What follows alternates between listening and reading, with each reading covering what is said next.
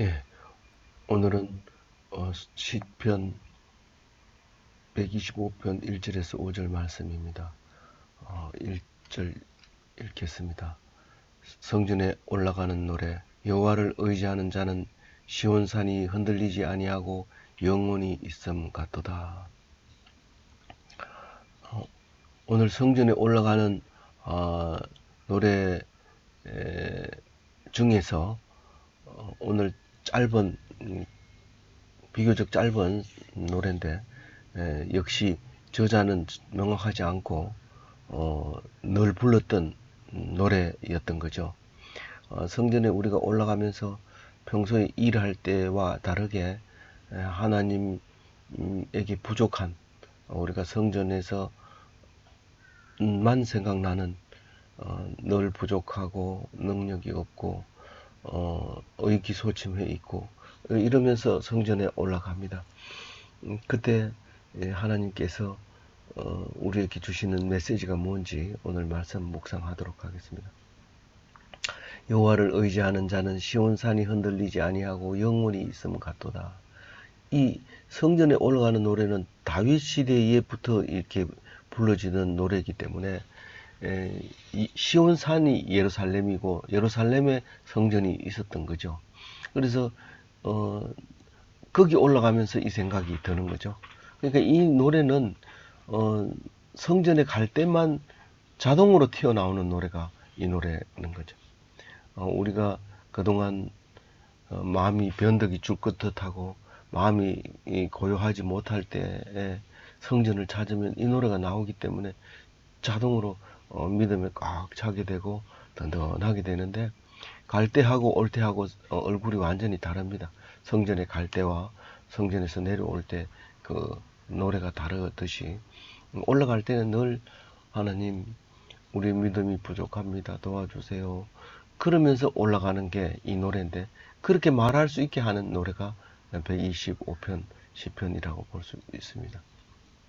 그 견고한 성 시온산은 사실은 다윗이 빼앗아서 그 다윗성이라고 하고 결국 그게 시온산이 됐는데 불과 사실은 몇 년 오래되진 않았지만 지금 수천 년 동안 예루살렘을 우리는 믿음의 든든한 산으로 여기고 있죠. 그래서 이스라엘 하면 예루살렘, 예루살렘 하면 시온산, 시온산 하면 다윗성 이렇게 불러지던 그런 견고한 성을 말하고 있고 이제 AD 600년 경에는 그 많은 피를 흘리면서 십자군의 피를 흘리면서 결국은 무슬림에게 넘겨줌으로써 모스크가 지어지고 무슬림의 성지가 됨으로써 여러 가지 종교의 메카가 돼 버립니다. 메카라고 하니까 무슬림의 메카가 따로 있는데 어쨌든 그 무슬림은 메카와 예루살렘이 이슬람의 성지가 되어 있죠. 그런데 이제 그 예루살렘은 그야말로 종교의 메이커가 되었던 것이죠. 지금도 쿼터라고 해서 여러 종교들이 나누어져서 예루살렘을 차지하고 있습니다. 그 영원한 성, 예루살렘 성, 시온산, 그것이 흔들리지 않고 있는 모습이 마치 이 하나님을 믿는 성도들의 모습 같이 하나님만 믿으면 흔들리지 않는다는 겁니다. 그래서 신앙인의 롤 모델이 시온산입니다. 흔들리지 않는 산. 그래서 예수님이 오셨을 때는 이미 그 말씀이 흔들렸죠. 시온산은 아니다라는 것을 알고 예수님이 오게 됩니다. 시온산은 결국은 바벨론에게 무너지고 흐트러지면서 땅에 있는 시온산이 아니라 영원한 산 예수 그리스도가 오심으로써 예수 그리스도가 시온산을 대신하게 되는 그런 신앙이 발달하게 되는 것을 우리가 볼 수 있습니다. 2절을 같이 읽어봅니다. 산들아 산들이 예루살렘을 두름 같이 여호와께서 그의 백성을 지금부터 영원까지 두르시리로. 예, 여호와의 백성을 놓고 많은 사람들이 둘러서 있는 모습을 예루살렘을 가운데 놓고 많은 산이 예루살렘을 둘러쳐 있는 것처럼 그렇게 표현을 하고 있죠. 산들이 헤브론도 이 예루살렘 시온산보다 높고 그 높은 산들이 주위에 많고 또 강 건너 시내산이라든가 아니 시내산 아니고 느보산이라든가 강 건너 산들은 또 높은 곳이 많이 있지만 그래도 예루살렘이 예루살렘에서 딱 보게 되면 주위의 높은 산들이 전부 시온산을 우르르 보고 중심을 예루살렘을 중심으로 놓고 있는 것처럼 보여지는 그 성전이 있는 이스라엘 백성의 산 그것을 이제 묘사하고 있고 노래하고 있죠. 그래서 성도를 둘러싸고 있는 많은 사람들 그 모습은 지금부터 영원까지 그렇게 둘러져 있는 하나님 백성이라고 지금 표현하고 있습니다. 다른 말로 얘기하면 어떻게 해요? 모든 사람이 다 우러러 보는 성도. 우리가 기독교인이라고 하면 모르는 사람이 없습니다. 그리고 기독교인이라고 하면 함부로 할 수 있는 사람이 이 땅 위에는 아무도 없습니다. 왜냐하면 예수님이 우리의 주인이시고 예수님이 우리의 모델이시고 우리는 예수님을 닮아가는 사람들이기 때문에 감히 중죄를 덮으씌워 가지고 사형에 처한 그 사람이 4천년 동안 수천 년 동안 2000년이죠. 2019년 동안 우리는 그 먼지 같은 죄인 같은 없어질 그런 젊은 청년 하나였지만 인류를 살리고 인류의 행복을 갖다주고 인류의 가치를 부여했던 그 예수 그리스도라는 것을 사실을 모르는 사람이 없습니다. 그게 마치 예루살렘처럼 주위의 산들이 둘러치고 그 예루살렘을 향하여 바라보고 있는 모습과 같습니다. 우리 예수 믿는 사람은 간혹 시시하게 느껴지고 부끄럽기도 하고 어떤 때는 소외되기도 하고 어떤 때는 말도 못하는 어리석은 자 같이 보여질지라도 예수님께서 함께 하심으로 많은 사람이 둘러싸인 예루살렘 성과 같다는 것을 잊어서는 안 됩니다. 우리가 힘들고 어려울 때 기도하면 너는 시온산이야. 넌 많은 사람에게 둘러싸여 있어. 그것이 그때만 있는 것이 아니라 지금부터 영원까지 그렇게 될 것이다. 라고 말할 때에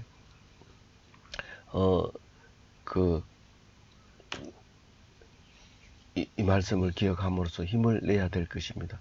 사실 여러 사람이 그 사람을 우러러 본다고 제가 말씀드렸습니다만은 2절 말씀은 여호와께서 그를 두르신다고 얘기를 하고 있습니다. 하나님께서는 눈에 보이시지 않으니까 그 많은 사람들을 통해서 너의 이 말을 보여줄 것이다 라고 얘기하는 것처럼 들려집니다. 3절 읽어보겠습니다. 아인의 규가 의인의 땅에서 권세를 누리지 못하리니 이는 의인들로 하여금 죄악에 손을 대지 아니게 함이라. 하나님은 사실 역사하시면서 의인을 통해서 악인을 통해서 하나님이 계심을 보여주고 있습니다. 그럴 때 그 의인들 속에 악인이 있는 게 아니라 악인들이 통치를 하고 있죠. 그를 이제 다른 성경에서는 공중권세 잡은 자들이라고 얘기를 합니다. 그 공중권세 잡은 자들이 마음대로 할 수 있을 것 같지만 그 중에 의인 한 사람이 있어서 그 악인의 규가 힘을 쓰지 못하고 있습니다. 그러니까 우리가 지옥으로 살아야 됩니다. 원래는.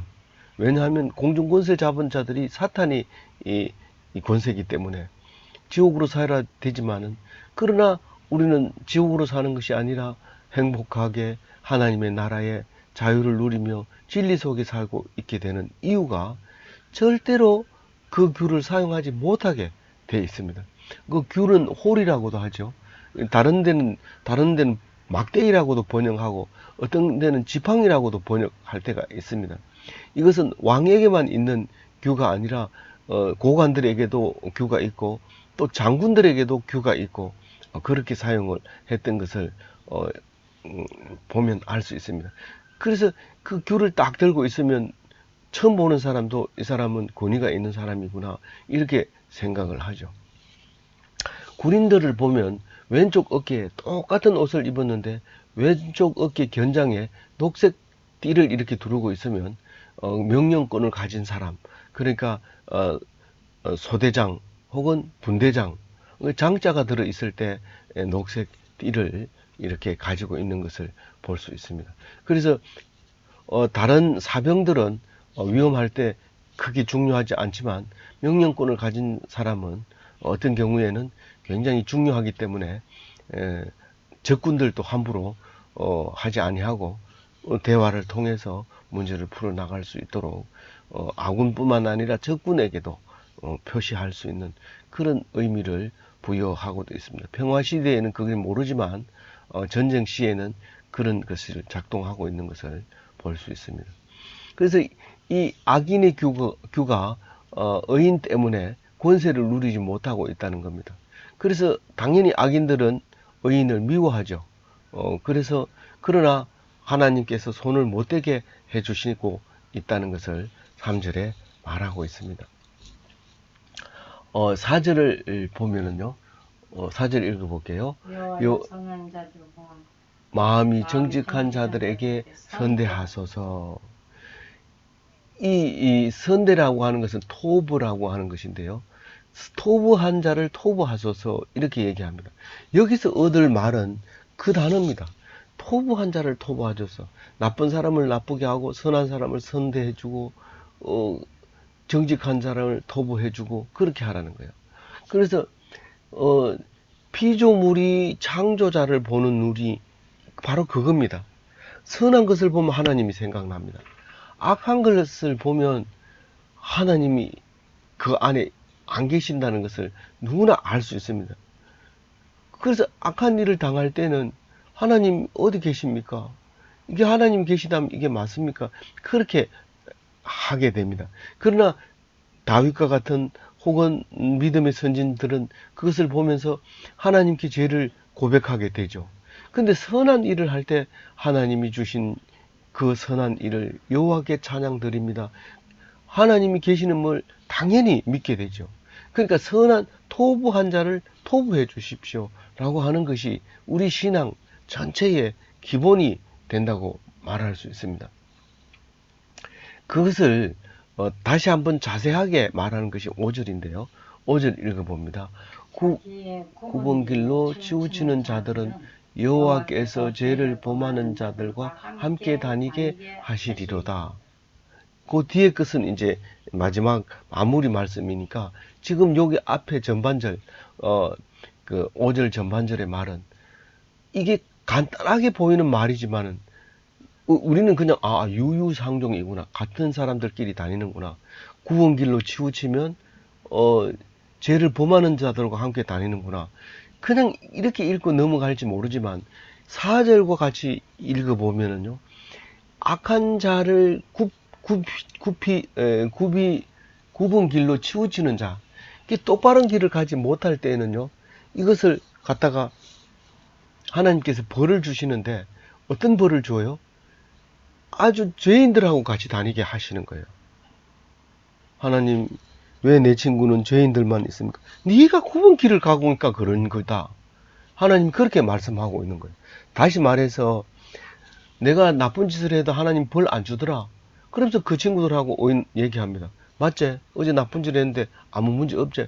우리 오늘 또 하자. 그렇게 말할 때 하나님이, 그렇죠. 굽은 길로 가면 악인의 규가 힘을 쓰게 되죠. 그런데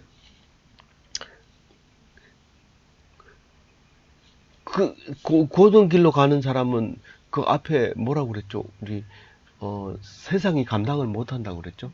어디에서 나온 말씀이셨죠? 그 토요일 날 우리 예천 가서 묵상한 건데 토굴에 살고 낮은 자리에 앉아 있기 때문에 세상 사람들이 그 사람을 이길 방법이 없어요. 근데 이 의인의 사는 예, 의인의 삶을 사는 사람은 절대로 그렇지 않다는 거죠. 그래서 우리가 벌을 안 받는 것 같지만 벌 받는 것은 나쁜 짓을 해도 벌 받는 것은 계속 그 일을 하게 하는 게 벌입니다. 9번 길로 치우치면 그게 죄잖아요. 그 죄에 대한 벌로 뭘 붙여주신다고요? 악인을 붙여주신다는 거예요. 그래서 죄인은 죄인들과 함께 다닙니다. 그래서 우리가 예수를 모르는 세상 사람들은 유유상종이다. 나쁜 사람들은 나쁜 사람하고 다닌다. 이렇게 말하지만 사실은 그 차원은 아주 낮은 차원이에요. 하나님이 없는 말을 그렇게 할 수밖에 없어요. 그러나 하나님이 있을 때, 이 사람은 왜 나쁜 사람하고 같이 다니느냐? 하나님이 불러서 그런 걸 준다. 하는 걸 말하고 있는 것이죠. 그래서 9번 길로 가는 자는 죄를 범하지 않을 수 없다. 원인과 결과로 이야기할 수 있어요. 그것을 한 발짝 더 나가서 네가 나쁜 짓을 하면 하나님이 벌을 준다. 아주 우리가 제일 많이 쓰는 것은 네가 하나님을 한 발짝 떨어지면 하나님은 두 발짝 멀어진다. 네가 하나님 앞에 한 발짝 다가가면 하나님은 두 발짝 앞서 찾아오신다. 그 말과 같은 말이에요. 하나님이 없으면 이게 해석이 안 됩니다. 이게 세상 사람들은 이거를 가지고 원인과 인과응보, 유유상종 이걸로 해석하는데 유유상종과 인과응보가 그게 같은 단어인 줄 해석이 되질 않습니다. 근데 하나님을 딱 모시는 순간 유유상종과 인과응보는 같은 말인데 그렇게 쓰는 게 아니라 하나님이 죄를 지은 사람에게 벌을 주는데 똑같은 사람을 붙여주는 게 그게 결과예요. 그게 하나님이 너희가 지은 죄를 벌 주는 방법이 그거라는 거예요. 놀랍죠? 이 시편 125편 아니면은 그런 말씀 하기가 굉장히 어렵습니다. 지금 그 마무리 인사까지 하고 뒤에 지금 방금 했는 말을 다시 다른 성경을 가지고 와서 한번 생각해 보도록 해요. 마무리 인사는 어떻게 해요? 이스라엘에게 평강이 있을지어다. 이게 샬롬인데 여기서는 이제 살롬을 그렇게 얘기를 하고 있습니다. 이게 구약이니까 샬롬으로 표현되어 있어요. 그러니까 이스라엘 사람 여호와를 의지하는 자이기 때문에 평강인 거죠. 네. 예. 그런데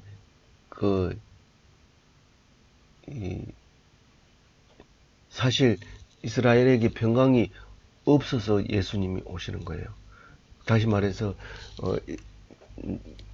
율법을 가지고 굽게 적용을 합니다. 주일날 안식일날 사람을 살리기 위해서 너희들은 안식일날 안식해야 산다. 그런데 유대인들은 안식일을 안 지키면 죽이라 해가지고 죽여버리는 거죠. 죽이는 안식일이 돼버린 거예요. 그걸 안 지켜도 하나님이 용서해 주신다는 살리는 안식일이 돼야 되는데 안식일 안 지키면 죽여버리니까 굽은 길로 치우친 거예요. 그래서 샬롬이 사라지는 거예요. 그게 벌이에요. 그런데 계속해서 올무에 걸려 있게 되고 자유하지 못하게 될 때 사냥꾼의 올무에서 새같이 자유를 주게 되는데 그 자유가 예수님이었던 거죠. 그래서 오시게 되는 것입니다. 그런데 오늘 네? 예수님이 그럼 산이 되고 그렇죠. 예, 그렇죠. 산이 되고 진리가 되고 올무를 풀어주는 분이 되고 그런 그 율법을 바르게 하시는 분이 되고 그렇게 되신 거죠. 근데 오늘 뒤에 오늘 노트 뒤에 보면은 성경을 한 4절 정도를 인용해서 표현을 해 두었는데요. 출애굽기 22장 23절에는 제가 지금 표현해 놓은 거 전부 다가 뭐냐면 유유상종 인과응보를 그렇게 이해하는 게 아니라 하나님께서 너희들이 9번 길로 가면 반드시 응보하는데, 그 벌을 주는데, 바로 똑같은 걸로 벌을 주는 거예요. 똑같은 걸로 벌을 주는 거예요. 네가 한 그대로 벌을 주는 그 이야기만 뽑아서 생각나는 대로 제가 적었습니다. 출애굽기 22장 23절을 같이 읽어봅니다. 내가 만일 그들을 해롭게 함으로 그들이 내게 부르짖으면 내가 반드시 그의 부르짖음을 들으리라. 그러니까 네가 공로가 아닌 믿음으로 하나님의 소망을 들어준다. 그게 나의 공로로 하나님이 내 소망을 들어주는 게 아니라 열심히 100번 기도했기 때문에 내가 들어준다. 1000번 기도하면 더 잘 들어준다. 그게 아니라 일순간 딱 순간을 믿더라도 믿음으로 하나님이 그 소망을 들어준다. 그 얘기로 읽었습니다. 그러니까 내가 사람을 나쁘게 하면 그 법을 그 사람이 하나님께 억울합니다 라고 부르짖으면 내가 그 소리를 듣겠다는 거예요. 엄청 초단위가 아니라 빛의 속도로 응답하시는데 그걸 모르고 있는 거죠. 우리가 누구를 사랑할 때 눈빛을 보면 압니다. 거짓으로 말하면 눈빛을 보면 압니다.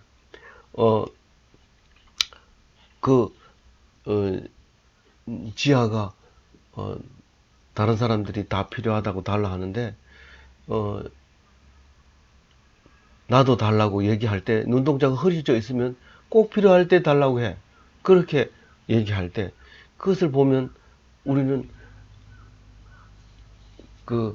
이미 알고 있다는 거예요. 내만 알고 있는 것처럼 내 마음을 간직하고 있지만 벌써 눈동자와 행동하는 게 다릅니다. 약간 어색하면서 좀 부자연스러운 부분이 있죠. 그런데 자기 혼자 생각이라고 이렇게 안 내놓고 있는데 보이는 거예요. 눈동자에 흔들린 것도 보이는 거예요. 역대하 15장 2절 너희가 여호와와 함께하면 여호와께서 너희와 함께 하실지라. 너희가 만일 그들을 찾으면 그가 너희와 만나게 되시려니와 너희가 만일 그를 버리면 그도 너희를 버리시리라. 이게 내가 공로로 아닌 믿음으로 하나님 내 편을 만들어주는 말씀으로 제가 읽었습니다. 요한일서 4장 12절 어느 때에 하나님을 본 사람이 없어되 만일 우리가 서로 사랑하면 하나님이 우리 안에 거하시고 그의 사랑이 우리 안에 온전히 이루어지느니라. 이것도 또한 행위가 아니라 우리가 하나님 사랑을 하기 위해서 무슨 행위를 열심히 하고 지쳐서 집에 들어와 쓰러지는 그 사랑이 아니라 마음으로 사랑하면 그 마음속에 하나님이 우리와 함께 계심으로 하나님과 함께 되는 삶을 살 수 있다. 그렇게 읽었습니다.